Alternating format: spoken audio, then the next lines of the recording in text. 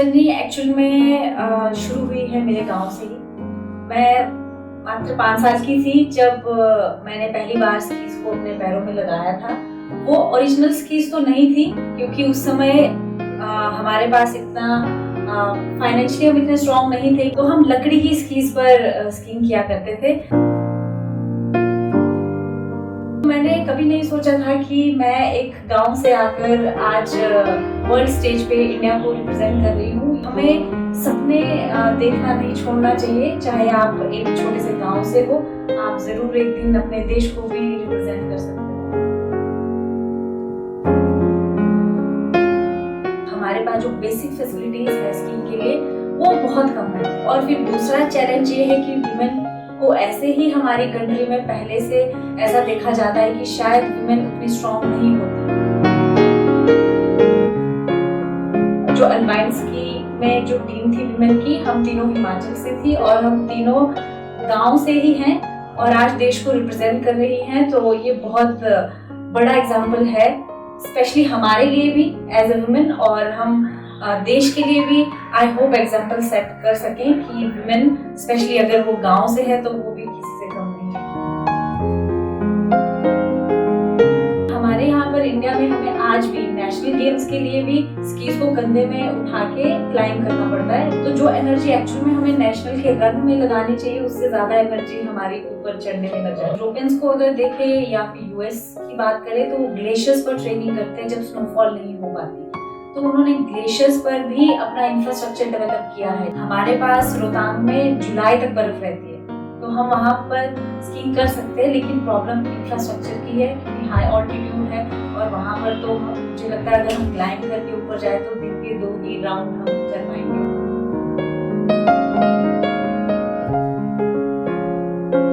जो मेरा अभी नेक्स्ट गोल है वो है नेक्स्ट ओलंपिक गेम्स जो 2026 में होने जा रहे हैं मिलानो में, इटली में।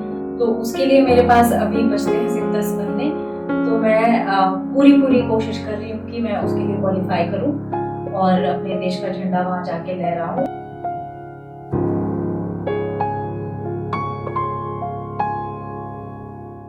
नमस्ते दोस्तों, मैं सौरभ दुग्गल आप सबका स्वागत करता हूँ स्पोर्ट्स गांव में। आज हम आपको मिलवा रहे हैं आंचल ठाकुर से, जो कि इंडिया की नंबर 1 वुमेन्स स्की प्लेयर हैं। हिमाचल प्रदेश के मनाली के पास एक छोटे से गांव भुरवा से आती हैं और लगभग 16 साल से इंडिया को रिप्रेजेंट कर रही हैं। नमस्ते, आपके स्पोर्ट्स गांव का इंटरव्यू आज है और मुझे यहाँ आकर बहुत अच्छा लग रहा है। Thank you so much. Aanchal, आपकी जो स्कीइंग जर्नी है वो कैसे शुरू हुई? मेरी स्कीइंग जर्नी एक्चुअल में शुरू हुई है मेरे गांव से ही। मैं मात्र 5 साल की थी जब मैंने पहली बार स्कीज को अपने पैरों में लगाया था। वो ओरिजिनल स्कीज तो नहीं थी क्योंकि उस समय हमारे पास इतना फाइनेंशियली हम इतने स्ट्रॉन्ग नहीं थे कि हम इंटरनेशनल ब्रांड्स को यहाँ पर लाएं, क्योंकि इंडिया में स्कीज बनती भी नहीं है। तो हम लकड़ी की स्कीज पर स्कीइंग किया करते थे, तो वो हमारे बुआ जी उन्होंने बना के दी थी। तो बस वो एक खेल हुआ करता था हमारे लिए, जैसे हाइड एंड सीक गेम होती है बच्चों के लिए। तो उस समय तो नहीं सोचा था कि ये हमारा करियर बनेगा, लेकिन जी मैं ये कहना चाहूँगी कि जब मैं 5 साल की थी तो स्कीइंग एक खेल की तरह मेरे गांव से शुरू हुई थी। अच्छा, जैसे आपने बताया कि आपने वुडन स्की से स्टार्ट किया, और जो स्कीइंग एक मॉडर्न स्पोर्ट की तरह देखा जाता है इसे, क्योंकि ओलंपिक्स में जो वेस्टर्न कंट्रीज हैं, खासकर यूरोप, वो बहुत ज़्यादा स्कीइंग में आगे है और वहाँ बहुत ज़्यादा ये गेम पॉपुलर है। और आप लोग एक रिमोट विलेज से आते हैं हिमाचल के, क्योंकि रोहतांग के पास आपका गांव है, तो कभी इसको सोच के लगता है कि उस जगह पे जहाँ पे पहले पहुँचना भी मुश्किल होता था, अब वहाँ के जो स्कीयर्स हैं वो वर्ल्ड लेवल पे जा रहे हैं और एक उस एरिया को आप लोगों ने वर्ल्ड मैप पे लाके पहुंचा दिया है? जी बिल्कुल। जब हम छोटे थे, स्कूल में ही हमारी गांव के स्कूल में ही हमारी पढ़ाई हुई है, तो उस समय एक शायद हर गांव का बच्चा ऐसा होता है कि उसे ऐसा लगता है कि जब वो शहर में जाएगा तो पता नहीं क्या होगा, कैसे वहाँ के लोग होंगे, क्योंकि हर चीज़ टेक्नोलॉजी और एजुकेशन सब चीज़ में शहरों में ज़्यादा अच्छा होता है। तो मुझे याद है यहाँ तक कि जब मैंने पहली बार स्कूल चेंज किया था, कुल्लू एक शहर जैसा था हमारे लिए, भले एक छोटा सा शहर है, लेकिन गांव से निकल के जब मैं स्कूल में पढ़ने गई शहर के, तो वो भी मेरे लिए बहुत नया एक्सपीरियंस था। किस तरह से मैं वहाँ के बच्चों के साथ पढ़ूंगी। तो उसके बाद अगर मैं अपने स्कीइंग करियर के बारे में बात करूँ, तो मैंने कभी नहीं सोचा था कि मैं एक गांव से आकर आज वर्ल्ड स्टेज पे इंडिया को रिप्रेजेंट कर रही हूँ। ये इस चीज़ के लिए मैं बहुत भाग्यशाली, और मैं अपने पेरेंट्स को भी थैंक यू कहना चाहूँगी कि उन्होंने मुझे इस जर्नी में सपोर्ट किया। तो मैं बस यही कह सकती हूँ कि हमें सपने देखना नहीं छोड़ना चाहिए, चाहे आप एक छोटे से गांव से हो, आप ज़रूर एक दिन अपने देश को भी रिप्रेजेंट कर सकते हो। अगर हम इस टाइम जो रिसेंटली विंटर एशियन गेम्स की बात करें और एल्पाइन वर्ल्ड चैंपियनशिप की, तो जो इंडियन वुमेन टीम थी उसमें 3 स्कीयर्स थे जी। और तीनों ही हिमाचल प्रदेश से और आपके आसपास के गांव के हैं। आप हुरवा से हैं, एक प्लेयर पलचान से और सोलांग से। तो पूरी टीम एक हिमाचल से और लगभग 3-4-5 किलोमीटर के दायरे से ही पूरी इंडियन टीम है। तो इस चीज को आप एक तरीके से वुमेन एम्पावरमेंट या एक वुमेन स्ट्रेंथ की तरह कैसे देखती हैं कि पूरी टीम एक जगह से और उन गांव से जहां पे बहुत ज्यादा फैसिलिटीज भी नहीं है? जी बिल्कुल। पहला चैलेंज तो हमारे स्पोर्ट्स का ये है कि हमारे पास जो बेसिक फैसिलिटीज़ है स्कीइंग के लिए वो बहुत कम है। अगर हम यूरोप की बात करें तो यूरोप में इंफ्रास्ट्रक्चर बहुत बढ़िया है स्कीइंग के लिए। और फिर दूसरा चैलेंज ये है कि विमेन को ऐसे ही हमारी कंट्री में पहले से ऐसा देखा जाता है कि शायद विमेन उतनी स्ट्रांग नहीं होती फिजिकली, तो वो शायद स्पोर्ट्स में अपने देश के लिए उतना अच्छा नहीं कर सकती जितना एक मैन कर सकता है। तो मैं बहुत प्राउडली इस बात को कहना चाहती हूँ कि हम जो अल्पाइन स्की में जो टीम थी विमेन की, हम तीनों हिमाचल से थी और हम तीनों गांव से ही हैं और आज देश को रिप्रेजेंट कर रही हैं। तो ये बहुत बड़ा एग्जाम्पल है, स्पेशली हमारे लिए भी एज ए वुमेन, और हम देश के लिए भी आई होप एग्जाम्पल सेट कर सकें कि वुमेन स्पेशली अगर वो गांव से है तो वो भी किसी से कम नहीं है। जैसे आंचल आपने जेंडर डिस्पैरिटी की बात करी, तो कहीं ना कहीं आपको लगता है कि आज भी जो वुमेन हैं जो स्पोर्ट्स में आना चाहती हैं उन्हें काफ़ी हर्डल्स का सामना करना पड़ता है अपने गांव में भी या जिस जगह भी वो रहती हैं और बाहर निकल करके भी? जी बिल्कुल।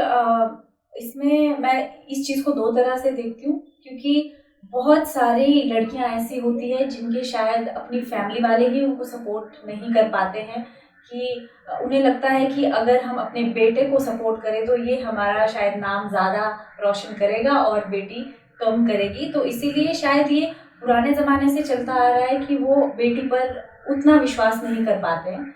लेकिन दूसरी बात ये है कि कई जगह पर क्योंकि पुराने ज़माने से ये बातें चलती आ रही, तो कई जगह पर लड़की या वुमेन खुद अपने आप को लिमिट कर देती है कि शायद ये मेरे बस की बात नहीं है।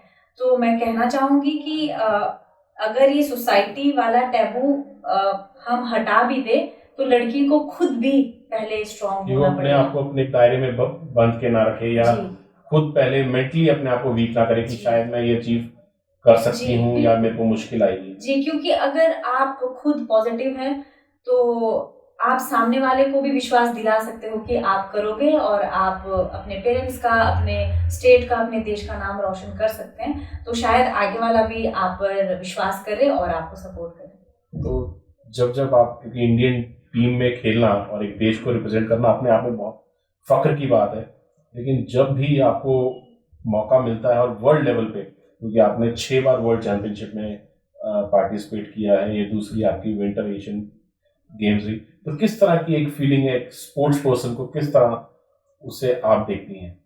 जी बिल्कुल, एक स्पोर्ट्स पर्सन का हमेशा गोल रहता है। पहले तो वो अपने जैसे गांव से शुरू करता है, खेलते खेलते फिर स्टेट्स पहुंचते हैं, फिर नेशनल्स पहुंचते हैं। लेकिन हर एक खिलाड़ी का एक सपना है कि वो अपने देश का झंडा वर्ल्ड स्टेज पर लहराए। तो ये मेरी दूसरी एशियन गेम्स थी अभी चाइना में। तो मैं देखती हूँ कि अगर हम स्टेप बाय स्टेप आगे जाते हैं तो पिछले जो मेरे चैंपियनशिप्स थे उससे अभी तक बहुत आगे हमने इम्प्रूव कर लिया है। और साथ में जब हम अपने देश का झंडा लेके जाते हैं तो वो मोटिवेशन अपने आप आ जाती है कि आप बेहतर परफॉर्म करें।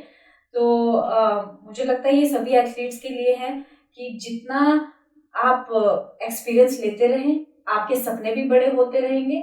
और दूसरी बात यह है कि अगर आपके देश से आपको वापस कुछ मिले, एक्नॉलेजमेंट मिले, कुछ आपको ऐसा लगे कि हमारे देश आकर हमारे इस स्पोर्ट की वैल्यू है, तो ये चीजें भी स्पोर्ट्स पर्सन के लिए बहुत मैटर करती है और मोटिवेट करती है। डेफिनेटली, क्योंकि इनकरेजमेंट और एक हौसला अफजाई हर को ही अच्छी लगती है, और खासकर स्पोर्ट्स में, और खासकर जब आप एक बड़ी डिफिकल्टीज या लिमिटेड जो है फैसिलिटीज के साथ लड़ाई लड़ते हैं।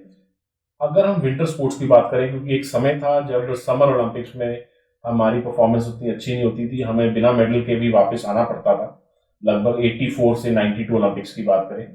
लेकिन अभी पिछले 10 साल में जो ओलंपिक्स हुई है 12 साल में, उसमें परफॉर्मेंस हमारी काफ़ी अच्छी रही है और हमारे प्लेयर्स ने जो है पोडियम फिनिश भी की है।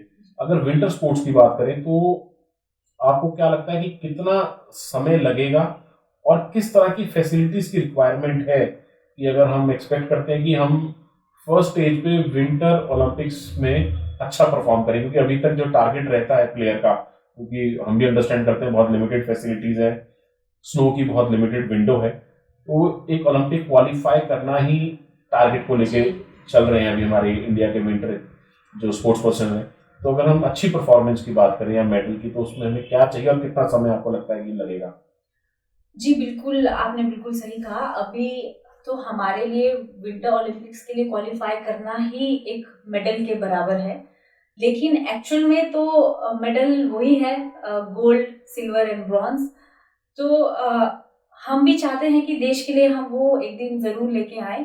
तो इसके लिए जो सबसे बड़ा हर्डल है वो है बेसिक फैसिलिटीज़ का ही। जैसे हमारा जो स्पोर्ट है वो one of the most expensive games में से एक है, विंटर स्पोर्ट्स। तो उसके लिए जो बेसिक फैसिलिटी है वो चाहिए होता है स्लोप, जो कि हमारे पास बर्फ तो हमारे हिमालयाज में बहुत है। तो स्लोप को ग्रूम करने के लिए कुछ स्पेशल मशीन्स चाहिए होती है, बिटर मशीन्स। और दूसरा एक चेयर लिफ्ट या गोंडोलाज, ऐसी ऐसी चीजें चाहिए होती है जिससे एक एथलीट ऊपर जाए और अपनी सारी एनर्जी टेक्निक्स पे नीचे आते हुए लगाए। लेकिन हमारे यहाँ पर इंडिया में हमें आज भी नेशनल गेम्स के लिए भी स्कीज को कंधे में उठा के क्लाइंब करना पड़ता है, वो हैवी स्की बूट्स के साथ। तो जो एनर्जी एक्चुअल में हमें नेशनल के रन में लगानी चाहिए उससे ज्यादा एनर्जी हमारी ऊपर चढ़ने में नजर आती है। मैं थोड़ा सा उन अपने दर्शकों को बताना चाहूंगा जो विंटर स्पोर्ट्स के साथ उतना उनका एक्सपोजर नहीं है, क्योंकि जो जब प्लेयर स्की करता है तो उसको पहले नीचे से ऊपर जाना होता है, अपहिल, और उसके बाद फिर वो अपनी प्रैक्टिस के लिए नीचे आता है। तो जो खिलाड़ी का नीचे से ऊपर जाना है उसमें ही खिलाड़ी का बहुत समय लग जाता है, और अगर वो पैदल जा रहा है तो वो मुश्किल से शायद दिन के 2 3 4 रन ही कर पाएगा। तो इसके लिए ही जो है लिफ्ट की जो बात की आंचल ने, लिफ्ट की बहुत ही एक अहम रिक्वायरमेंट है। और आंचल आप प्लीज आगे क्या क्या फैसिलिटीज है उसके बारे में जी बिल्कुल। तो ये सबसे बेसिक है कि एक स्लोप जो कि ग्रूम्ड हो, क्योंकि हमारे पास हिमालयाज है लेकिन जो इंटरनेशनल कॉम्पिटिशन्स होते हैं वो एक बीटेड पीस्ट पर होते हैं, वो बिल्कुल ग्रूम्ड होता है, वो आइसी होता है, जैसे आप कॉम्पैक्ट होता है। ग्रूम्ड की बात कर रहे हैं, तो किस तरह के स्लोप को बेसिकली ग्रूम्ड स्लोप कहा जाता है? ग्रूम स्लोप्स में सर अगर हम नॉर्मल एक पहाड़ी को देखें तो उसमें बहुत सारे बम्प्स होते हैं, जंप्स होते हैं, और जो बर्फ होती है वो काफी सॉफ्ट होती है जब बर्फ गिरती है। तो उसमें क्या होता है कि इंजरीज के बहुत चांसेस रहते हैं, क्योंकि हमारी जो स्कीज है वो उसमें स्टक कर जाती है, तो बहुत फ्रैक्चर्स होते हैं बॉडी में। लेकिन जो यूरोपियन अगर हम फैसिलिटीज को देखें वो एक बिटर मशीन यूज करते हैं जिससे वो बिल्कुल कॉम्पैक्ट हो जाती है बर्फ, और उसके ऊपर स्कीइंग करना ठीक रहता है और इंजरी के चांसेस। एक इसको एक भाषा में हम ट्रैक की तरह भी कह सकते हैं। ट्रैक, यस सर, एक ट्रैक। तो हमारे देश में वो ट्रैक नहीं है हमारे पास स्कीइंग करने के लिए। हम कहते हैं टेक्निकल लैंग्वेज में ऑफ पिस्ट। ऑफ पिस्ट में हम स्कीइंग करते हैं, हम पिस्ट पे नहीं करते।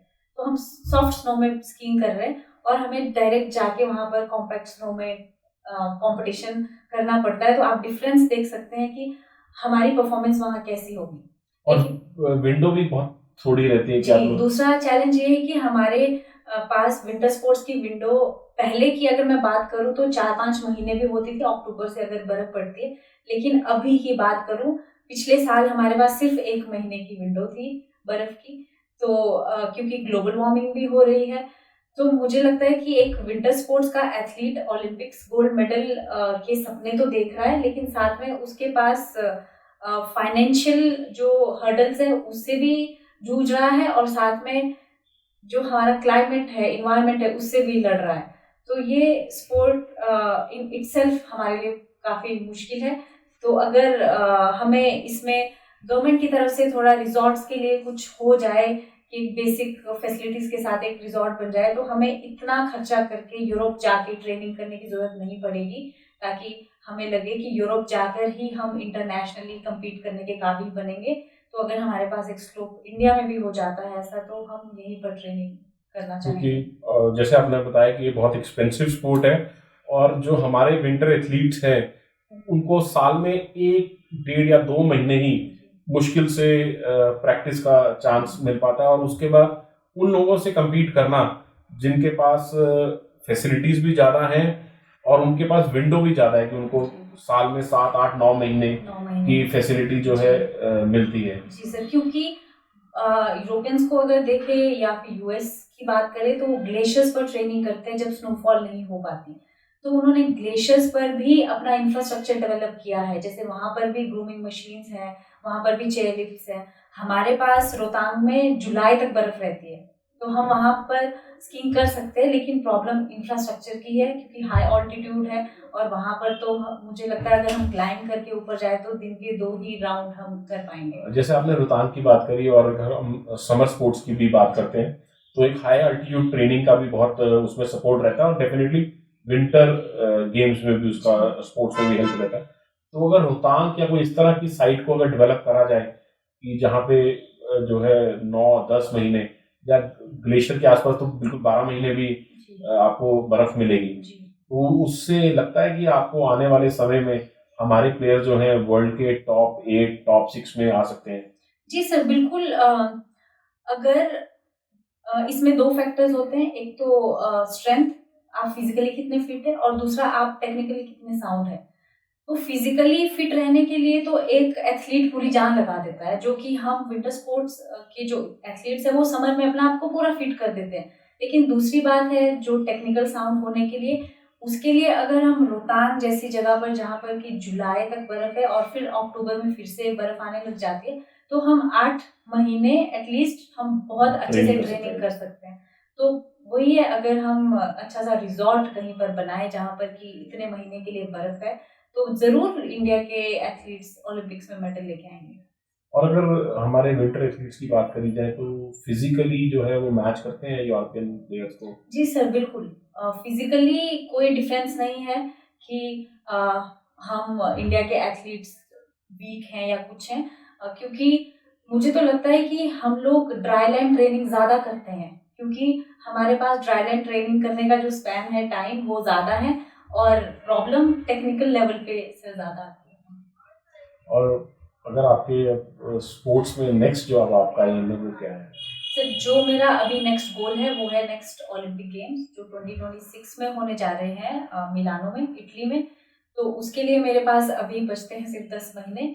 तो मैं पूरी कोशिश कर रही हूँ कि मैं उसके लिए क्वालिफाई करूँ और अपने देश का झंडा वहाँ जाके लहराऊँ और बहुत अच्छे से परफॉर्म करूँ, ताकि हमारी रैंकिंग और भी ज़्यादा अच्छी हो जाए विंटर स्पोर्ट्स में। अगर आप 10 महीने के कुछ बेसिक चीजें बता पाएं कि आप अपना किस तरह से प्लान कर रही हैं, क्योंकि इंडिया में तो जी। अब आपको अगले 10 महीने स्नो नहीं मिलेगी। जी, बिल्कुल। अभी जो मेरा नेक्स्ट प्लान है, मैं इटली जाऊँगी ट्रेनिंग के लिए 2 महीने, और उसके बाद थोड़ा टाइम ग्लेशियर्स में वहाँ पर स्पेंड करूँगी, और वहाँ पर फिर समर आ जाएगा, तो मैं कोशिश करूँगी अर्जेंटीना या फिर न्यूज़ीलैंड जाने की। ये 2 मेरे पास ऑप्शंस हैं, क्योंकि वहाँ पर विंटर्स होते हैं उस टाइम पे, और बाकी जो पूरे वर्ल्ड के एथलीट्स हैं वो भी इसी तरह से मूव करते हैं। तो मैं वहाँ जाके ट्रेनिंग करूंगी और उसके बाद वापस यूरोप आऊंगी। और इन बीच में ट्रेनिंग के साथ साथ एक्चुअल में अभी क्या हुआ है कि हमारा क्वालिफिकेशन पीरियड शुरू हो गया है पिछले साल जुलाई से, 2024 के जुलाई जो से नेक्स्ट ईयर विंटर ओलंपिक्स वाली है, उसका क्वालिफिकेशन शुरू हो गया है। और उसके लिए जो रेसेस होती हैं FIS रेसेस, जिसमें हमें पॉइंट्स मिलते हैं, तो वो पूरे वर्ल्ड में कहीं भी हो रही है, हमें जाके बस अपने आप को रजिस्टर करना है और वहाँ जाके पार्टिसिपेट करना है। उसमें जो पॉइंट्स मिलते हैं, इसमें ऐसा होता है जितने कम आपके पॉइंट्स है इसका मतलब आपकी रैंकिंग उतनी अच्छी है। तो हमें अपने पॉइंट्स कम करते 120 तक लाने हैं, 120 से कम होने चाहिए क्वालिफाई करने के लिए 5 रेसेस में। तो 5 रेसेस की जो एवरेज है वो 120 से कम होनी चाहिए। और अभी मेरे पॉइंट्स 170 है क्लोजेस्ट, तो मुझे लगता है कि मैं बहुत क्लोज हूँ कि मैं 120 तक पहुँच सकती हूँ। बस थोड़ा फाइनेंशियल सपोर्ट ढूंढ जैसे आपने बताया कि 5 रेसेस, जी तो लेकिन इसमें प्लेयर को तो फिर कम से कम 8-10 रेसेस में पार्टिसिपेट करना पड़ता होगा, क्योंकि किसी में परफॉर्मेंस उतनी अच्छी नहीं हो पाई। जी सर, 8 नहीं 10 नहीं, मैं कहना चाहूँगी हम शायद 50 रेस खेलेंगे अगले 10 महीने में। क्योंकि कहीं पर, क्योंकि हमारा जो कोर्स है वो अगर मैं कंपेयर करूँ समर स्पोर्ट्स के साथ, जैसे ट्रैक होता है एथलेटिक्स के लिए, तो वैसा नहीं है कि हर जगह हमें सेम चीज़ मिलेगी, क्योंकि टेरेन अलग है, पहाड़ अलग है। तो हम उस चीज़ को कैलकुलेट नहीं कर सकते कि हमें इतने सेकंड में पहुंचना है तो हमें इतने पॉइंट्स मिलेंगे, क्योंकि हर जगह पर टेरेन अलग है, तो हर सेकंड के हिसाब से हमारे पॉइंट्स अलग अलग होते हैं। तो एटलीस्ट हमें 50 रेसेस खेलनी पड़ेगी। इसके लिए आपकी ट्रेनिंग, उसके बाद क्योंकि ट्रेनिंग सारी बाहर होगी और वो भी एक जगह नहीं, क्योंकि आपको वेदर के हिसाब से शिफ्ट करना पड़ेगा, समय बहुत कम है और रेसेस भी बहुत कम है, तो ये सारे के लिए काफ़ी एक एक्सपेंस की जरूरत पड़ती होगी। जी बिल्कुल, एक्सपेंसिव ये स्पोर्ट बहुत ज़्यादा है, क्योंकि एक तो पहला इक्विपमेंट जो कि हमें हर साल चेंज करना पड़ता है, तो इक्विपमेंट ही हमारा एक किट 5 से 7 लाख के बीच में आ जाती है, रेसिंग किट। और फिर दूसरी बात है ट्रैवल का खर्चा, क्योंकि हमें ट्रैवल करना पड़ रहा है, जो रेसेस यूरोप में है उसके लिए भी हमें ट्रैवल करना पड़ेगा। और दूसरा जो ट्रेनिंग है, अगर मैं आपको एस्टिमेट बताऊं तो एक दिन का हमारा कोच 200 यूरोज चार्ज करते हैं। तो एक दिन अगर हमारा ट्रेनिंग के लिए ही इतना है, फिर वहाँ लॉजिस्टिक एंड एवरीथिंग, जी, तो ये गेम बहुत महंगी हो जाती है। तो इसीलिए मैं कोशिश कर रही हूँ कि फाइनेंशियल सपोर्ट हमें मिले और हम क्वालिफाई कर सकें। तो ये आप बेसिकली प्राइवेट स्पॉन्सर्स पे आप एक्सपेक्ट कर रही हैं या कुछ गवर्नमेंट भी उम्मीद कर रही है इसमें आगे आ सके? मैं गवर्नमेंट से भी कोशिश कर रही हूँ कि गवर्नमेंट से भी थोड़ी फंडिंग हमें मिले, और साथ में कॉर्पोरेट सेक्टर में भी मैं कोशिश कर रही हूँ कि हमें स्पॉन्सरशिप मिल जाए। डेफिनेटली, और हम उम्मीद करते हैं कि आप ओलंपिक्स में क्वालिफाई करें और जिस चीज़ की भी आपको ज़रूरत है वो डेफिनेटली मिले, क्योंकि जब एक छोटे से गांव की अगर हम बात करें, क्योंकि अब खैर वो छोटा गांव नहीं रहा, वहाँ से इंटरनेशनल स्कीयर्स निकल रहे हैं, लेकिन अगर एक हम रिमोट एरिया के गांव की बात करें, अगर वहाँ से लड़की एक वर्ल्ड स्टेज पे पहुँचती है तो वो मैसेज बहुत बड़ा जाता है और वो जनरेशन्स को इंस्पायर करता है। क्योंकि अदरवाइज जो पहाड़ों की लाइफ, जो प्लेन्स में रह रहे हैं, उनको तो खैर लगता है कि बहुत फैसिनेट करती हैं चीज़ें, क्योंकि वो उनके लिए वेकेशन का होता है, लेकिन वहाँ की लाइफ बहुत टफ रहती है।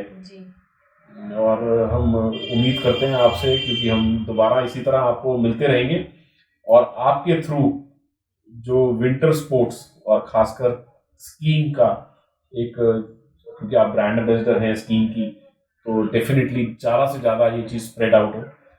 तो बहुत बहुत धन्यवाद आंचल, आपका स्पोर्ट्स गांव से बात करने के लिए। थैंक यू सर, मुझे बहुत अच्छा लगा और आप सबसे अपना एक्सपीरियंस शेयर करने का मौका मिला। तो आई होप हमारा विंटर स्पोर्ट्स आगे और बढ़े और आगे एथलीट्स और ज़्यादा अच्छा परफॉर्म करें। Thank you very much. और मेरी एक आप सबसे रिक्वेस्ट है, जिन जिन लोगों ने हमें सब्सक्राइब नहीं करा है तो प्लीज़ चैनल को सब्सक्राइब करें, क्योंकि कहीं कोई कहानी आपसे मिस ना हो जाए, क्योंकि हम कोशिश करेंगे, हम उन प्लेयर्स तक पहुंचने की कोशिश कर रहे हैं और उन्हें आपसे इंट्रोड्यूस कराने की, जो कि अपने आप में मिसाल है। धन्यवाद दोस्तों।